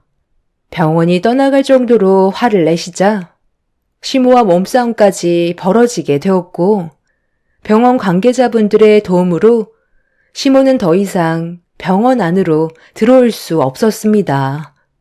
엄마는 시모의 행동에 상당히 큰 충격을 받으셨는지 결국 몸져 누우셨고 저희 가족은 그날 이후 시모에게 등을 돌렸어요. 어떠한 연락도 받지 않았고 집에 찾아와도 문조차 열어주지 않았습니다. 생활비까지 전부 다 끊어버렸죠. 저희가 조금의 도움도 주지 않자 많이 당황하셨는지 좋게 풀어가려고 연기를 하셨지만 한두 번 상처를 받은 게 아니기 때문에 그동안 참아오면서 살아왔던 만큼 저희 마음을 되돌릴 수는 없었어요. 그렇게 시모에게 조금의 도움도 주지 않고 오로지 엄마한테만 신경을 썼지만 엄마는 항암과 약물 치료를 병행하면서 살고자 노력하셨지만 결국 세상을 떠나고 마셨습니다. 엄마의 마지막 모습을 봤을 때 하늘이 무너져 내리는 것 같았고 그동안 못해드렸던 것만 생각이 나 맨정신으로는 버틸 수가 없었어요. 제 옆에 언제나 계실 것 같았던 엄마가 세상을 떠나셨다는 현실을 받아들이기가 힘들었었죠. 아빠는 엄마가 떠나가실 거라는 걸 예상하고 계셨는지 장례를 준비하셨지만 저는 아무것도 할 수가 없었어요. 밝은 얼굴로 저를 바라보고 계신 영정 사진을 보니 눈물이 멈추지 않고 있었습니다. 그렇게 힘든 하루를 겨우 버티며 엄마의 장례를 보내고 있었는데 시모가 또다시 엄마의 장례에 나타났어요. 2번 다시 보고 싶지 않은 얼굴이었지만 그래도 그날만큼은 소란 피우고 싶지도 않았고 몸의 기력이 전부 다 빠진 상태라 어떠한 말도 섞고 싶지 않았어요. 시모는 저와 아빠에게 조의를 표한 뒤 남편의 안내를 받아 간단하게 식사를 하셨습니다. 저희가 시모에게 어떠한 도움도 안 주고 단호하게 행동을 해서 그런지 일손이 모자란 것들을 조용히 도와주고 계셨어요. 신경은 쓰였지만 엄마의 장례식장에서 돌발 행동은 하지 않을 것 같아 조금은 마음을 내려놓고 있었는데 늦은 새벽 시모와 충격적인 일이 벌어지고 말았습니다. 남편은 제 딸을 재우려고 먼저 집에 들어간 상태였고 아빠는 영정사진 앞에 멍하니 앉아 계셨어요. 저는 하루 종일 눈물을 흘려서 그런지 온몸에 힘이 하나도 없어 휴게실에서 잠깐 몸을 회복시키고 있었죠. 시모는 몇 시간 있다가 남편이 나갈 때 같이 따라 나섰는데 시모가 늦은 새벽에 다시 오셨습니다. 갑자기 왜 오셨는지 여쭤보려 했지만 몸에 힘이 하나도 없어 시모를 쳐다만 보고 있었죠. 엄마의 장례식장 안에 지저분한 것들을 치우고 계시길래 엄마가 병실에 누워 계셨을 때 막말을 하신 거에 대해 마음에 걸리셔서 조금이라도 도와주시려고 그러는 것 같아 시모를 묵묵히 바라만 보다가 저도 모르게 눈을 감았습니다. 아주 잠깐 잠이 들다가 갑자기 눈이 떠져 벽에 걸려있는 시계를 바라보니 1시간 정도를 잠들었더라고요. 아빠는 엄마의 영정사진 앞에서 쪼그린 상태로 잠이 들으셨길래 추워 보이시는 것 같아 담요를 덮어드린 뒤 옆에 앉아 가방 안에 들어있는 핸드폰을 꺼내 엄마와 함께 찍은 사진을 보고 있는데 순간적으로 무언가 느낌이 좋지 않았어요. 분명 가방을 닫아놨었는데 활짝 열려 있었던 거였죠. 그 순간 좀 전까지만 해도 돌아다니셨던 시모가 어디 가셨는지 보이지가 않아 불안한 마음에 가방 안을 뒤져봤는데 충격적이게도 엄마 장례비로 인출해둔 800만 원이 눈 깜짝할 사이에 사라져 버렸습니다. 급한 마음에 관리실로 들어가 저희 쪽 장례식장 안의 상황을 확인해달라고 부탁했어요. 그렇게 1시간 전에 CCTV를 돌려보는 순간 입을 다물지 못했고 떨리는 손으로 시모에게 전화를 걸었습니다. 제 전화를 받지 않길래 남편한테 전화를 했어요. 시모가 제 가방을 뒤져 엄마의 장례비를 모조리 가져갔다고 발을 구르면서 설명을 해 주었죠. 남편은 시모에게 전화를 해보겠다며 저와의 통화를 끊었고 저도 계속해서 시모에게 연락을 시도하자 갑자기 전화를 받으셨어요. 너무 어이가 없고 화가 났던 터라 시모에게 소리를 지르면서 CCTV에 전부 다 찍혔으니 당장 엄마의 장례 비용을 가져오지 않으면 경찰에 신고를 하겠다고 화를 냈습니다. 그런데 시모는 침착한 말투로 저에게 한심하다는 말을 하셨어요. 그러게, 누가 가방 안에 장례비를 넣어놓으래? 너희들이 뭘 하고 있는지 뒤에서 전부 다 지켜보고 있었거든. 그런데 장례식장 앞에 은행에서 현금을 인출하더라. 그리고 가방 안에 집어넣는 것까지 확인했는데 내가 그걸 보고 가만히 있겠어? 마침 생활비가 똑 떨어진 상태였거든. 그리고 나 지금 공항으로 가고 있다. 그냥 생활비로 쓰려고 했는데 요즘 제주도가 가고 싶더라고. 그래서 이 돈으로 제주 한 달 살기 하면 괜찮을 것 같아 새벽 비행기로 출발하려고 떠나는 중이다. 이것저것 짐까지 전부 다 챙겼고 거의 다 도착했으니 지금 와봤자 나는 이미 비행기 타고 떠났을 시간이니까 고생하지 말고 사돈 장례나 잘 치러라. 이 돈 없어도 그만 아니야. 어차피 사돈 어른이 장례 비용 납부할 거잖아. 그러니까 내가 이 돈 가지고 갔다고 해서 너무하다고 생각하지 말아라. 너희들이 내 생활비를 끊어서 생긴 일이잖니. 이 없으면 잇몸으로 살면 되는 거야. 800만 원 내가 가져간다고 해서 그게 달라지는 거 없다. 그럼 나는 끊는다. 시모의 말에 너무 큰 충격을 받았고 저는 아무리 가족이라고 해도 엄마의 장례 비용을 몰래 가져갔다는 건 절대로 용서하고 싶지 않았습니다. 저희 엄마가 세상을 떠났는데 등골까지 빼먹으려는 시모가 인간 같지 않았어요. 서둘러 남편에게 알리자 경찰에게 도움을 청하면 공항에 있는 관계자와 연락을 취해서 비행기 타는 걸 막을 수 있다며 서둘러 일을 진행했고 그렇게 남편과 함께 다급히 공항으로 향했어요.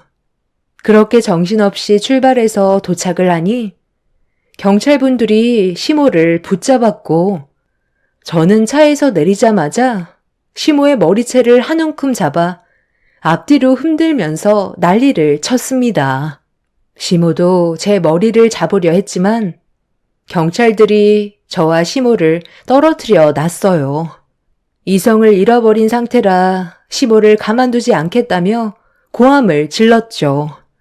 경찰은 저에게 돈 봉투를 돌려주었고 다행히 봉투 안에는 엄마의 장례 비용이 그대로 들어 있었습니다. 남편은 시모의 실망스러운 모습에 아무 말도 하지 않았어요. 그렇게 시모가 조사를 받기 위해 경찰차에 올라타려는 순간 갑자기 경찰들을 뿌리치며 도망을 쳤어요. 뛰어봤자 건장한 남자들을 따돌릴 수는 없는데 도망을 가려는 시모의 행동이 너무 한심해 보였습니다. 경찰분들과 저희 부부가 시모의 뒤를 따랐고 얼마 가지 못해 지치셨는지 숨을 헐떡이면서 걸음을 멈추셨어요. 그런데 시모가 난간에 매달려 돌발 행동을 하셨습니다. 다가오지 마. 너희들 한 발자국만 더 다가오면 어떤 상황이 벌어지게 될지 알지? 괜히 일 크게 만들고 싶지 않으면 당장 물러서. 너희들이 나를 잡을 수 있을 것 같아? 제주도 좀 가고 싶어서 돈 좀 가져간 걸 가지고 경찰까지 불러? 네가 이런다고 내가 눈 하나 깜빡할 것 같니? 그 돈 당장 내놔라. 엄마, 이제 그만 좀 해요. 왜 이렇게 꽉 막힌 행동만 하시는 건데요?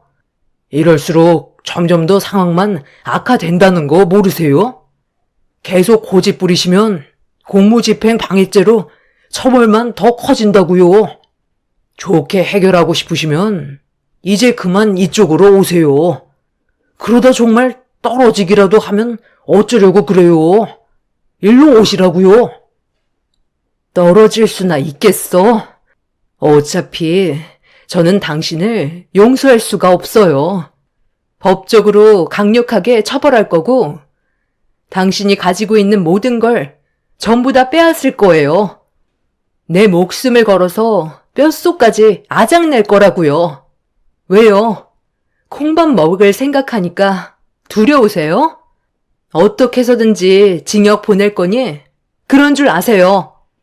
당신이 징역 들어가는 순간 살고 계신 집 바로 처분할 거고, 저희는 2번 다시 찾을 수 없는 곳으로 사라져 버릴 거라고요.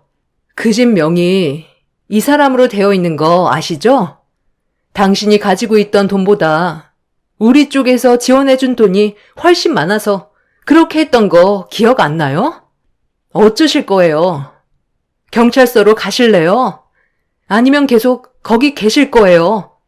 어차피 오래 버틸수록 점점 가중처벌이 늘어난다는 거 아시죠? 시간을 끌면 끌수록 저에게는 더 유리한 조건이 되겠네요. 난간에 매달려 있던 시모는 제 말에 화가 치밀어 오르셨는지 저에게 달려들려고 난간에서 내려오려는 순간 갑자기 도망치면서 체력이 많이 떨어진 상태였고 다리에 힘이 많이 빠졌는지 미끄러짐과 동시에 몸의 균형을 잡지 못하고 뒤로 넘어지고 말았습니다. 결국 시모는 난간에서 떨어지게 되었고 서둘러 구조대의 도움을 받아 병실로 옮겨졌지만 상태는 너무 심각했어요. 2m 높이 정도 되는 난간에서 떨어졌으니 연세가 있으신 시모의 몸이 정상일 리가 없었죠. 결국 시모는 뇌사 상태로 눈을 뜨지 못하는 충격적인 상황으로까지 이어지고 말았습니다. 이런 일이 생겼다는 게 참 안타까울 뿐이에요. 서로 웃으면서 남은 인생 행복하게 살면 되는 걸 왜 이렇게 고집부리고 모난 행동을 하셔서 안 좋은 결과까지 오게 된 건지 답답하기만 합니다. 저희 엄마의 장례는 무사히 치렀지만 시모는 아직까지 병실에서 겨우 숨만 붙어 있는 상태로 누워 계세요. 오늘도 병원에 다녀오는 길이었죠. 사람이 세상 떠날 때가 되면 앞뒤 안 가린다더니 시모가 세상을 떠나시려고 그렇게까지 막 나가셨던 것 같습니다. 의사의 말로는 길어야 1달이라고 합니다. 저희 엄마 장례가 끝난 지 얼마 되지도 않았는데 시모의 장례까지 치러야 하니 힘이 많이 빠지네요. 박힌 돌을 빼내는 건데도 얼마 뒤 세상을 떠나신다고 하니 마음이 좋지는 않습니다. 이 모든 일이 또 제 탓인 것만 같아 죄책감 또한 밀려오네요. 남편은 본인 손으로 경찰을 부른 거니 제 탓이 아니라고 하지만 마음이 무겁습니다. 2번 다시 기억하고 싶지 않은 순간들이라 여기에 제가 겪었던 사연을 털어놓고 앞으로 있게 될 좋은 날들만 생각하려고요. 지나간 과거에 대해서는 더 이상 제 머릿속에 담아두고 싶지 않네요. 제 사연을 들어주신 분들께서도 가족들과 항상 평화를 유지하면서 행복한 시간들 많이 만들어 가셨으면 좋겠어요. 서로 헐뜯어봤자 그 결과는 참담할 뿐입니다. 오늘 하루 힘내시고 좋은 일만 가득하셨으면 좋겠습니다. 감사합니다. 안녕하세요. 나이를 70이나 먹으면서 몸도 느려지고 삶에 대한 마음을 어느 정도 내려놔서 그런지 인생살이가 한결 여유로워진 것 같네요. 벌써 제 아들들을 이 세상에서 떠나보낸 지 5년이나 지나가 버렸네요. 정상적인 생활을 하기까지 그동안 많은 어려움들이 있었어요. 지금도 그때의 일들만 생각하면 자다가도 벌떡 일어날 정도로 악몽에 시달리고 있습니다. 어렸을 적부터 세 아들들은 한 번도 떨어진 적 없이 서로 우애 좋게 살아왔었어요. 싸우기도 많이 했지만 그래도 우애가 좋아 금세 관계가 회복이 되었고 그만큼 서로가 의지하면서 잘 지내왔었죠. 성인이 되고 결혼까지 치르게 되면서 각자의 인생을 살아가는 모습을 보면서 남편을 먼저 떠나보내고 홀로 세 아들을 키우는 건 쉽지 않았지만 그래도 어디 하나 크게 다친 곳 없이 잘 따라와줘서 정말 고마웠어요. 그리고 며느리들도 전부 다 잘 들어와서 속 썩이는 일 없이 이쁜 모습만 보여줬어요. 많이 부족한 제 아들들 옆을 지켜주는 것만도 너무 고마웠었죠. 그런데 행복한 결혼 생활을 유지해오던 아들들과 며느리들한테 분열이 일어나기 시작했어요. 막내 며느리한테 좋지 않은 얘기를 들었던 터라 걱정이 되는 마음에 다가오는 주말에 한자리로 모았습니다. 지금 이게 다 무슨 말이니? 갑자기 그런 결정을 누가 내린 거야? 엄마도 그건 반대하니까 더 이상 화를 키우지 마라. 이번 여행은 누가 먼저 얘기할 것도 없이 저희 모두가 만장일치로 함께 움직이기로 했어요. 이해 좀 해주세요. 형제들끼리 오래간만에 한번 뭉치겠다는데 어머니까지 반대하시면 어떡해요? 어머니가 며느리들 좀 설득해봐요. 아주 골치 아파 죽겠다니까요. 당신 지금 어머님 앞에서 뭐라고 그러는 거야? 끝까지 고집 부리겠다는 건 아니지? 거기가 어디라고 떠난다는 건데? 형수님은 그래도 저희 편인 줄 알았는데 이번 여행을 꼭 막으셔야만 되겠어요? 마지막이라고 얘기했었잖아요. 당연히 마지막이니까 안 된다는 거야. 정말 인생 마지막 여행으로 끝내고 싶은 거야? 거기가 어딘 줄 알고 가는 거냐고. 우리가 한두 번 산에 오르는 것도 아니고 가이드 붙여서 다녀오는 건데 도대체 뭐가 걱정이라는 거예요? 더 이상 말싸움하기 싫으니까 이제 그만 좀 해요. 우리 형제가 이번에 함께 하려고 1년간 준비한 계획이라고요. 마지막이라고 했잖아. 좋게 보내줘요. 어머님은 이해가 되세요? 스위스로 산악여행 떠난다는 걸 받아들여줘야 된다고 생각하세요? 지금이 제일 추운 겨울이라고요. 자칫하다가 사고라도 나면 저희 셋 다 과부될 수도 있는 건데 왜 이렇게 무모한 여행을 가겠다는 건지 납득할 수가 없어요. 새 아들과 새 며느리는 좀처럼 조율이 되지 않았어요. 저 또한 아들들이 결혼도 했으니 무리한 여행을 떠나지 않길 바랬어요.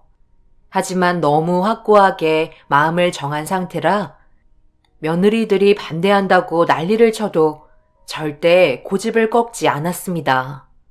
집안의 가장이 일주일간 스위스로 떠난다는 건 확실히 문제가 있다고 판단을 했지만 형제들끼리 1년을 계획해서 시간을 만들어 두었다는 거에 저도 참 난감했었죠.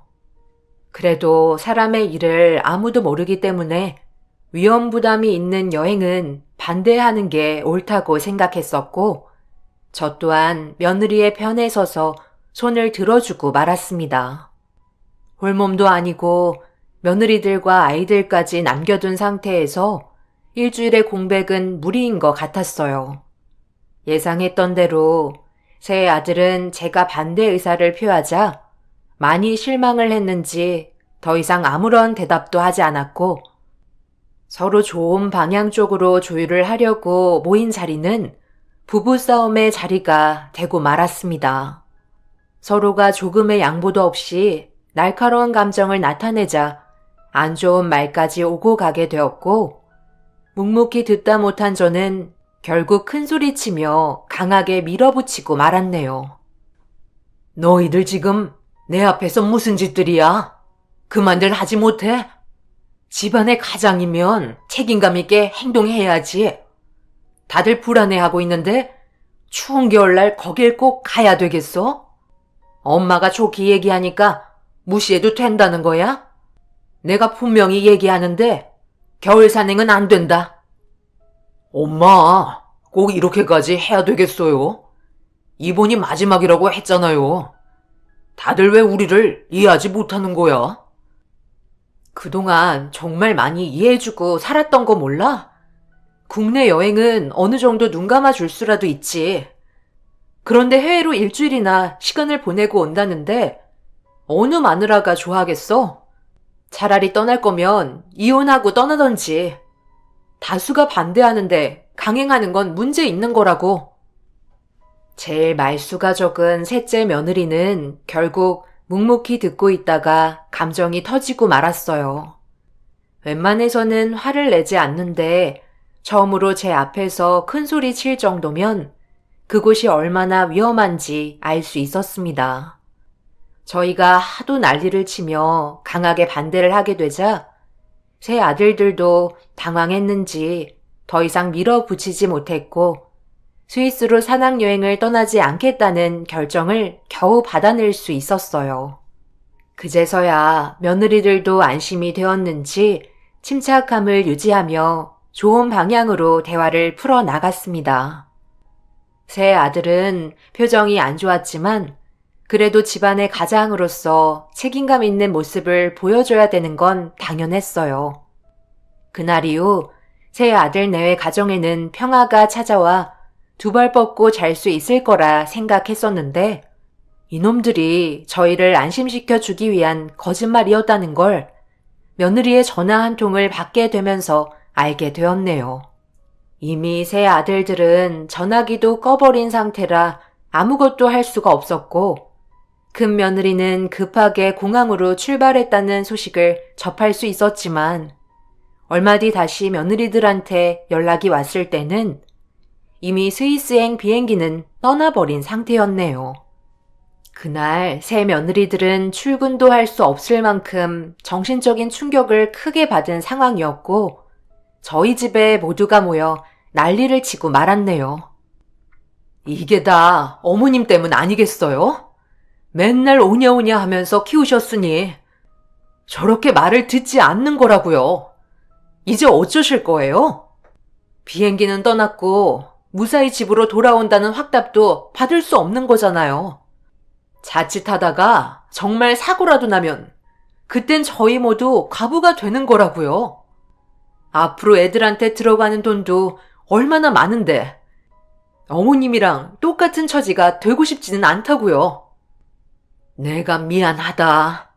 그놈들이 나한테 거짓말까지 하면서 떠날 거라곤 전혀 생각하지 못했었다.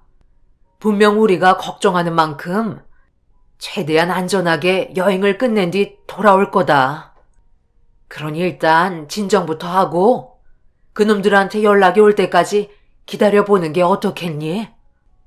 세 아들들은 저희한테 거짓말까지 하면서 끝내 해외로 산악여행을 떠나게 되었지만 가이드가 붙어서 함께 해준다는 말에 큰 사고 없이 다녀오길 간절히 바랬었어요. 이미 떠나버린 상태에서 할 수 있는 건 아무것도 없었습니다. 그렇게 연락이 오기만을 기다리게 되었고 거의 하루가 지나서야 큰 아들한테 전화가 오게 되었습니다. 모두가 모인 자리에서 큰 아들의 전화 한 통은 안심을 시켜주었고 잘 도착했다며 미안하다는 말을 반복했어요. 이미 큰 아들의 목소리가 수화기를 통해 흘러나오는 순간 며느리들은 이성을 잃어버렸고 어차피 되돌릴 수 없는 거 최대한 안전하게 돌아와 주길 간절히 바랬습니다. 그렇게 세 아들 내외들은 번갈아 가면서 전화를 하며 심적 안정을 찾기 위해 노력을 했고 나중에 다시 전화하겠다는 큰 아들의 마지막 말을 끝으로 연결이 끊어지게 되었네요. 그런데 문제는 잘 지내고 있다는 연락을 첫날 이후 단 한 번도 받은 적이 없었고 4일째 되는 날 큰 며느리한테 전화 한 통을 받게 되면서 수화기에 들려오는 한마디에 가슴은 철렁 내려앉았고 저희 모두가 걱정했던 현실이 펼쳐지고 말았습니다. 세 아들들은 산악사고로 실종이 되었다는 충격적인 소식을 접하게 되면서 악천후와 산사태로 인해 실종자를 찾는 데 어려움을 겪고 있다는 현지 가이드의 말을 들을 수 있었네요. 그리고 생존 가능성은 희박하다며 날이 좋아지는 대로 수색을 진행하겠다는 말을 끝으로 추가적인 연락은 오지 않았어요. 며느리들은 저희 집으로 찾아와 오열을 하면서 당장 스위스로 가봐야 하는 거 아니냐고 의견을 모았지만 섣불리 움직이는 것보다 일단 소식을 기다려보는 게 좋을 것 같다고 정신을 차리지 못하고 있는 며느리들에게 침착하라며 진정시켜주면서 추가적인 연락이 오기만을 기다렸습니다. 그리고 알게 된 소식은 너무 충격적이었네요. 산악여행 가이드는 지속되는 악천후 때문에 정상까지 올라가는데 문제가 있을 것 같다고 그만 하산하길 원했지만 세 아들들은 가이드의 말을 무시한 채 다른 방향으로 길을 잡았고 결국 연락까지 끊기게 되면서 산사태에 묻히게 된 것 같다며 근처를 수색해봤지만 찾는데 한계가 있어 더 이상의 구조는 무리가 있을 것 같다고 세 아들들이 남기고 간 유품을 보관하고 있을 테니 찾아가라는 충격적인 말을 전해 듣게 되었네요. 결국 저와 며느리들이 걱정하고 있던 현실들이 펼쳐지게 되면서 저희 모두는 쓰러지고 말았어요.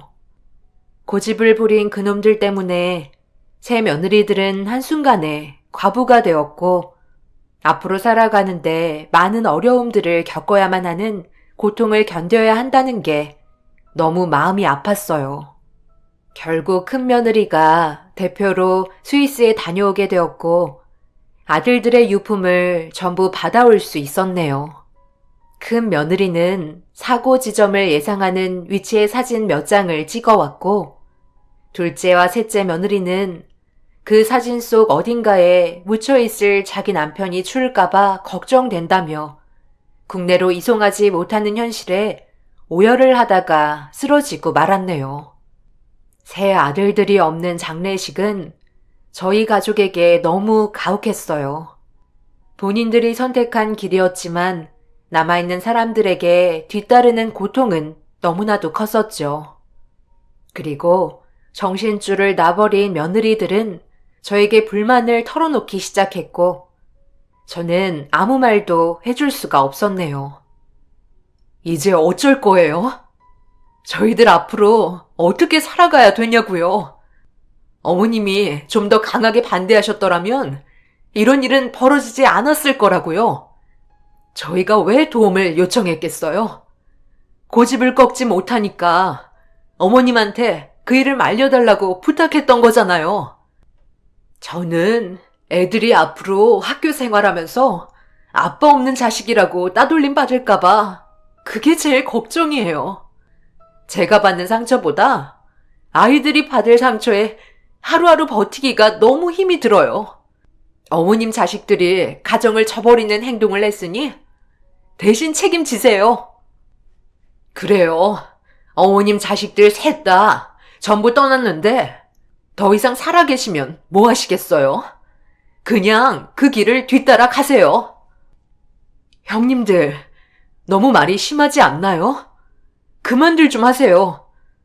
저희도 힘들지만 어머님이 제일 큰 고통을 받고 계신다고요. 저희는 하나의 남편을 잃었지만 어머님은 세 아들을 동시에 떠나보냈는데 누구보다 많은 충격을 받으신 상태세요. 어쩜 아들 셋을 낳았는데 하는 짓이 그렇게 똑같을 수가 있어요? 조금의 의견이 갈리지 않고 함께 움직인 것도 정말 놀랍네요. 저도 세 아들을 잃어서 마음이 많이 아팠지만 남편을 떠나보냈을 때의 고통을 먼저 겪어봤었기 때문에 며느리들이 얼마나 힘든지 잘 알고 있었습니다.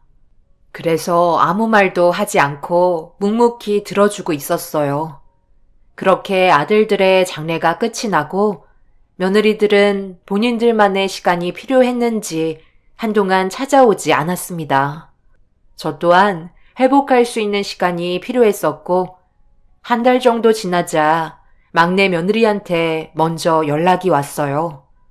제 기분을 살피는 듯한 안부 전화였고 현실을 어느 정도 받아들이면서 마음의 정리를 조금씩 하다 보니 숨은 쉴 수 있을 정도로 회복이 된 상태였어요. 며느리는 늦은 저녁에 얼굴 한번 뵙고 싶다며 집에 들르겠다는 말에 저 또한 잘 지내고 있는지 궁금하기도 해서 이왕 오는 거 전부 다 같이 왔으면 좋겠다고 첫째와 둘째한테도 연락해보라며 모두를 집으로 불러드렸습니다. 막내 며느리가 첫째와 둘째에게 말을 잘했는지 좋지 않은 안색으로 발을 들였네요. 다들 몰골이 말이 아니었고 그런 모습을 조금이라도 위로해주고자 신경 써서 준비한 저녁상을 내어줬어요. 그동안 제대로 먹지도 못했는지 힘이 하나도 없어 보였습니다. 어느 정도 예상은 했지만 차려준 밥상에 숟가락을 얹지 못하는 며느리들에게 입을 열었네요. 내가 너희들한테 할 말이 있어서 이렇게 한자리에 불렀다. 내 아들들이 세상 떠난 마당에 더 이상 이 집에 찾아올 이유가 없어졌는데 앞으로 너희들 먹고 사는 데만 집중했으면 좋겠구나. 나는 알아서 잘 살아갈 테니 너희들도 이제 그만 털어버리고 새삼 찾거라. 그래서 오늘 저희한테 저녁상 차려주신 거예요? 이렇게 하시면 조금이라도 마음의 짐을 덜어낼 수 있을 거라 생각하세요? 형님, 왜 어머님한테 그런 식으로 얘기하시는 거예요? 다 저희 걱정해서 하시는 말이잖아요. 그리고 형님들이 왜 어머님한테 화가 나 있는지 저는 이해할 수가 없어요. 정작 저희 남편과 아주버님들께서 선택해서 움직인 건데 그걸 왜 어머님 탓으로 돌리시는 거예요? 그때 모두 보셨잖아요. 가지 말라고 뜯어 말리시면서 나중에는 화까지 내신 거 기억 안 나세요? 그래서 동서가 지금 그런 식으로 우리한테 얼굴 붉히면서 대드는 건 잘하는 행동이야? 어머님이 평소에도 항상 둥글게 표현하셨으니까 자식들이 멋대로 행동하는 거 아니었어? 무조건 어머님 잘못이 없으시다고는 할 수 없지.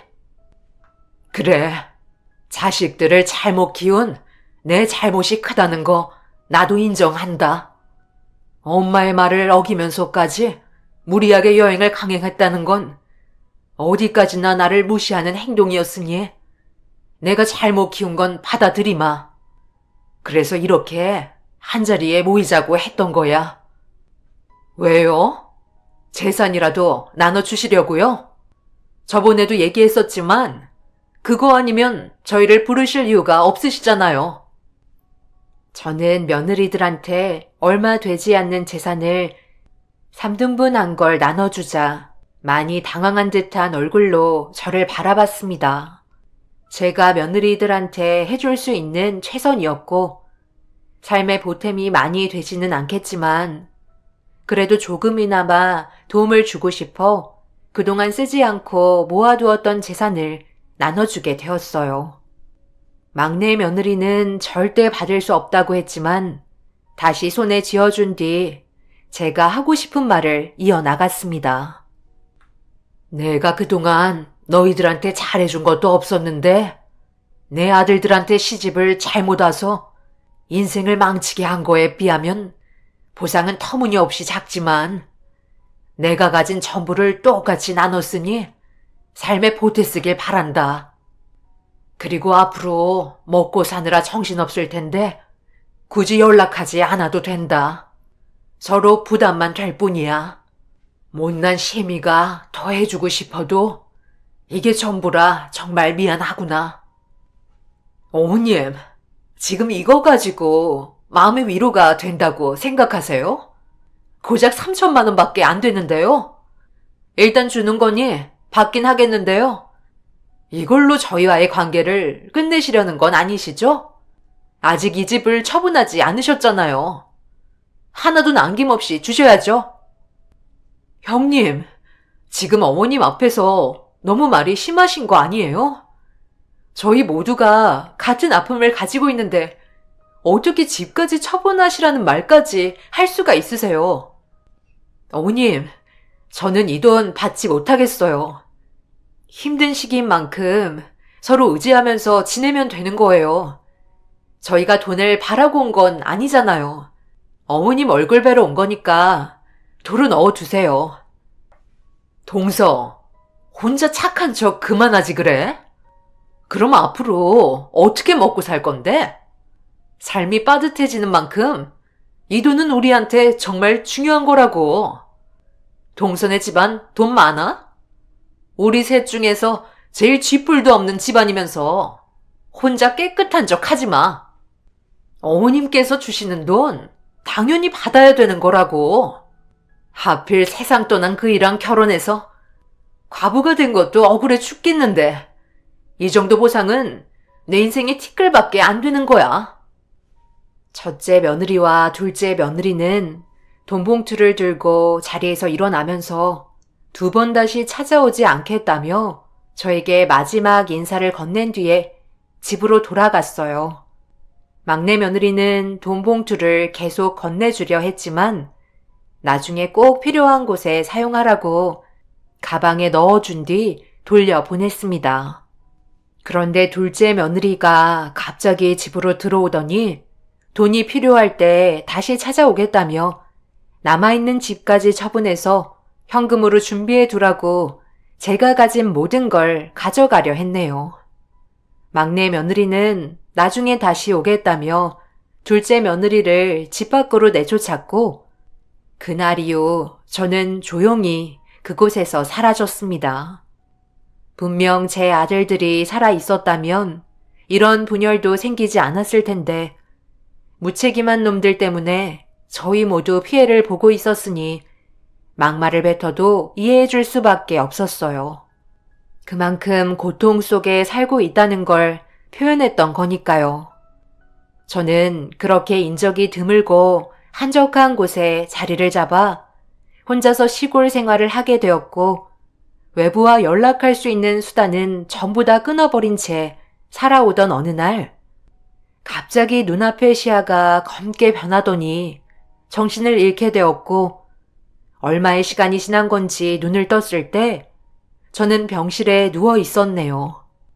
그리고 제 옆을 지키고 있던 막내 며느리와 눈이 마주쳤고 어떻게 된 일인지 물어보니 머뭇거리면서 제대로 말을 이어가지 못했었어요. 그리고 잠시 뒤 첫째와 둘째 며느리가 병실에 들어오면서 깨어난 저를 보며 한숨을 내쉬었습니다. 도대체 왜 저희한테 한마디 말도 안 하고 떠나신 거예요? 마을 주민분께서 지나가시다가 집 앞에서 쓰러지신 걸 확인하시고 급하게 병원으로 옮겼대요. 그런 곳에서 사신다고 뭐가 달라지는 것도 아닌데 굳이 그런 결정을 내리셔야 했어요? 어머님까지 그이한테 따라가시려는 거예요? 몇 년 동안 연락 한 통 없이 사라지셔서 저희가 얼마나 마음고생하며 찾아다녔었는데요. 제 가방에 이것 보세요. 어머님 얼굴이 박혀있는 전단지를 매일 저녁마다 퇴근한 뒤에 돌리고 있었다고요. 어머님, 지금 몸 상태가 많이 안 좋으신 것 같아요. 그동안 제대로 된 영양 섭취를 안 하신 것도 문제가 되시지만 일단 정밀 검사를 받아봐야 한다는 의사의 진단이 나왔어요. 언제부터 몸에 이상이 오신 거예요? 정말 큰일 날 뻔했다고요. 그동안 며느리가 저를 찾아다녔다는 말에 눈시울이 붉어졌고 둘째 며느리 가방에서 제 얼굴이 들어간 실종 전단지를 본 순간 눈물이 멈추지 않았습니다. 겉으로는 항상 불만이 제일 많고 딱딱했던 둘째 며느리가 속으로는 그렇게 생각하지 않았다는 거에 너무 미안했었어요. 그리고 몇 년 만에 며느리들의 얼굴을 보니 너무 반가웠고 몇 년 사이에 손자, 손녀들까지 몰라볼 정도로 많이 자란 상태였네요. 제 아들이 떠난 뒤에 더 이상 희망 없이 살아가던 저에게 또 다른 삶의 희망이 생겼고 눈 감는 순간까지 며느리들과 손자, 손녀들을 보면서 살고 싶었습니다. 의사는 제가 정신을 차린 걸 확인한 뒤에 정밀 검사를 권했어요. 그런데 정밀 검사 결과에 문제가 생겼는지 의사의 표정은 좋지 않았고 뇌종양이 있다는 말을 듣게 되었네요. 수술도 문제지만 수술 이후에도 생존할 수 있는 가능성이 희박하다며 난감한 듯 저를 바라보고 있었어요. 그대로 방치한다면 돌연사할 수 있는 확률은 높아지게 되는 거고 수술을 한다 해도 생존할 수 있는 확률도 보장받을 수 없기 때문에 확실한 대답을 해주지 못했어요. 그리고 의사의 진단 결과를 옆에서 같이 듣고 있던 새 며느리들은 충격을 받았는지 입을 다물지 못하고 있었습니다.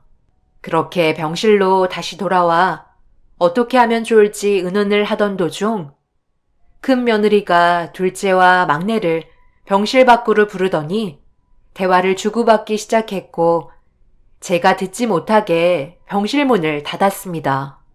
몇 년 만에 나타났는데 제 몸에 문제가 생겨서 난감해하는 것 같았어요. 저는 조심스럽게 자리에서 일어나 병실 문 밖에서 무슨 대화를 주고받고 있는지 엿듣게 되었고 며느리들의 대화에 오열을 하고 말았습니다. 다들 어머님이 주신 돈 그대로 가지고 있지? 그거 안 쓰고 보관해 두길 정말 잘한 것 같다. 이번에 수술비로 사용하면 될 것 같은데? 어머님은 그냥 그 자리에 계시면 되지. 왜 이런 사태를 만들어서 큰일을 만드시는 거야? 계획에 차질이 생겨버렸잖아. 그래도 일단 어머님께서 회복하시는 게 우선이니까 자금은 천천히 마련하면 되죠. 어느 정도 완공은 끝났잖아요. 추가적으로 들어가야 되는 잔금은 저희 각자가 조금씩 대출 받아서 메꾸면 될 것 같아요. 입주 날짜까지 건강하셨으면 좋겠어요. 그럼 서둘러 수술 날짜 잡고 좋은 결과 오길 간절히 바라는 것밖엔 없는 거네. 수술이 잘 돼야 우리야 행복하게 사시지. 형님들께서 제 의견 따라주셔서 정말 고마워요. 갑자기 사라지셔서 저희 계획에 차질이 생겼었지만 지금이라도 늦지 않았으니 좋은 결과 오길 바라야죠. 수술이 끝나고 생존하시면 어느 정도 후유 장애가 찾아올 수도 있다고 하셨어요. 며느리가 셋이나 있는데 뭐가 걱정이야? 그럼 이야기 끝난 것 같으니 수술 동의하는 걸로 모두 결정한 거지? 며느리들은 저와 함께 살기 위해 자신들의 재산을 정리해서 주택을 짓고 있었다는 걸 알 수 있었어요. 그리고 수술비로 많은 돈이 나갈까봐 걱정하는 게 아닌 제가 수술을 받을 수 있게 적극적인 모습을 보여주었고 그런 며느리들의 마음에 감동받아 자리로 돌아와 이불을 덮은 채 오열을 하고 말았네요. 잠시 뒤 새 며느리들이 대화가 끝났는지 병실로 들어왔고 수술을 하는 게 좋겠다며 제 생각을 물어보았습니다. 저는 며느리들과 함께 살고 싶었어요. 남은 인생을 모두 함께 모여 의지하며 아들을 잃은 슬픔을 잊고 며느리들과 행복하게 남은 인생을 보내고 싶었습니다. 그렇게 저는 며느리들의 도움으로 뇌종양 제거 수술을 진행할 수 있었고 오랜 시간의 수술 끝에 기적을 맛볼 수 있었네요. 그리고 정말 다행이었던 건 수술이 너무 잘 돼서 후유증 없이 건강을 회복할 수 있었어요. 새 아들을 잃었던 불행이 있었지만 나이 칠순에 새 며느리가 아닌 새 딸을 얻게 된 것 같아 지금의 삶에 감사하며 살아가고 있습니다. 사람의 인생 한 치 앞도 모른다지만 제가 이렇게 숨을 쉴 수 있고 여러분들께 제가 살아왔던 인생의 이야기를 풀어낼 수 있다는 거에 감사하고 있습니다. 앞으로 살 날이 얼마나 남아있을지 모르겠지만 한 건물 안에서 며느리들과 손자, 손녀들의 정다운 모습을 보면서 좋은 추억 많이 만들고 떠나겠습니다. 감사합니다.